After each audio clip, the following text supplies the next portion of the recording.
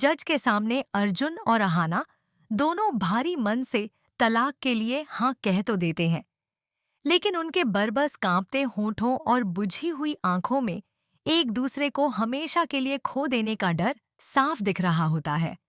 Courtroom की औपचारिक खामोशी से बाहर निकलते ही दुर्गा देवी इशारे से श्रोत मामा को रोक लेती हैं और धीमे स्वर में बताती हैं कि उनके पास दोनों को मिलाने का एक शानदार प्लान है। अगले दिन पार्क में जब दोनों मिलते हैं तो दुर्गा देवी श्रोत मामा को अपना मास्टर प्लान समझाती हैं। वो बताती हैं कि अर्जुन और अहाना असल में एक दूसरे से बेहद प्यार करते हैं, बस अहंकार ने दोनों की आंखों पर पर्दा डाल रखा है। अर्जुन को लगता है कि औरतें सिर्फ घर की चारदीवारी के लिए बनी हैं और अहाना यह मानती है कि वह अकेली ही दुनिया जीत सकती है।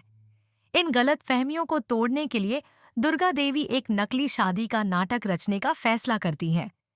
योजना के तहत दुर्गा देवी और श्रोत मामा एक नाटक कंपनी में पहुंचते हैं और दुकानदार से एक ऐसी लड़की की मांग करते हैं जो मॉडर्न दुल्हन बनकर अर्जुन से मुलाकात कर सके। दुकानदार झिझकता है, लेकिन जब उसे पता चलता है कि यह सब एक टूटते हुए घर को बचाने के लिए है, तो वह मान जाता है। दुर्गा देवी 3 अलग-अलग लड़कियों को हायर करती है और उन्हें पूरा नाटक समझा देती है। अगले दिन पहली लड़की अर्जुन के सामने पेश की जाती है।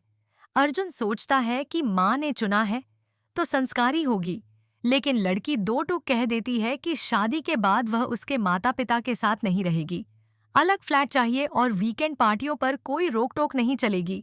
अर्जुन अवाक रह जाता है और उसे तुरंत मना कर देता है। अगले दिन दूसरी लड़की आती है जो बिना झिझक कहती है कि वह घर के किसी काम में हाथ नहीं लगाएगी और खाना बनाना तो बिल्कुल नहीं जानती। तीसरी लड़की भी आज़ादी और करियर को शादी से ऊपर रखती है। लगातार 3 झटकों ने अर्जुन को भीतर तक हिला दिया। उसे महसूस हुआ कि वह दुनिया बदल चुकी है और अहाना कभी गलत नहीं थी। असहाय न उसने अलग रहने की जिद की, न उसने कोई हद से ज्यादा मांग रखी, बस पढ़ाई और एक छोटी नौकरी की इजाजत चाहिए थी। उसे अपनी गलती का एहसास होने लगता है और उसके भीतर अहाना के लिए सम्मान फिर से जग उठता है। वह उससे माफी मांगने के लिए बेकरार हो जाता है, लेकिन कहानी यहीं खत्म नहीं होती। अब बारी थी अहाना के अहंकार को पिघलाने की। अहाना को यह गलतफहमी हो चली थी कि वह किसी सहारे की मोहताज नहीं, अकेली ही हर मुश्किल का सामना कर सकती है। उसे यह सिखाने के लिए कि एक पति बेड़ी नहीं बल्कि तूफान में मजबूत छत की तरह होता है, दुर्गा देवी एक भावनात्मक प्लान तैयार करती है।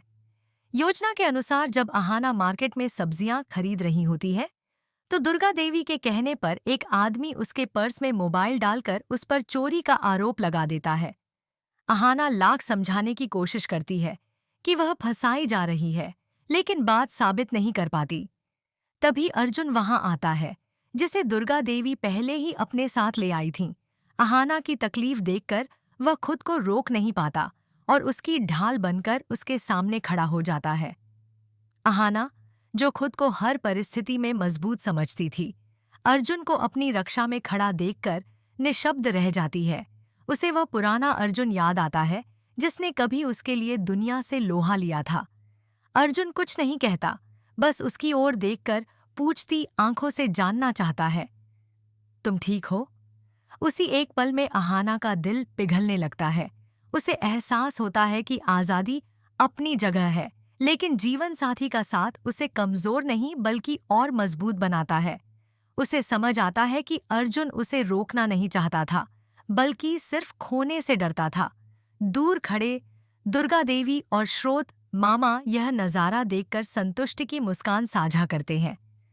दुर्गा देवी धीरे से कहती हैं, जब दोनों को एक दूसरे की कमी महसूस होगी, तभी ये रिश्ता सच में जुड़ेगा। अर्जुन अहाना को गाड़ी तक ले जाता है और पूछता है, चलो मैं तुम्हें छोड़ देता हूँ। इस बार अहाना मना नहीं करती, वह चुपचाप उसके साथ बैठ जाती है। दोनों के बीच खामोशी है, लेकिन यह खामोशी टूटन की नहीं, बल्कि एक नई समझ और करीबियों की है। दुर्गा देवी की इस योजना ने दोनों के दिलों से अहंकार की धूल साफ कर दी। अर्जुन को अहाना की नरमी और समझ दिखाई दी और अहाना को अर्जुन का समर्पण और सुरक्षा का भाव। लेकिन क्या यह एहसास तलाक रोकने के लिए काफी होगा? क्योंकि अगली कोर्ट डेट सामने है और पीसी मोनी अब भी अपनी चाल चलने को तैयार है। क्या अहाना अब घर लौटने का फैसला लेगी? इसका जवाब जानने के लिए जुड़े रहिए और हमारे चैनल टेली प्लेयर को सब्सक्राइब करना न भूलें। कोर्ट की तारीख करीब आती जा रही थी और बड़े घर में एक अजीब सी खामोशी पसर चुकी थी।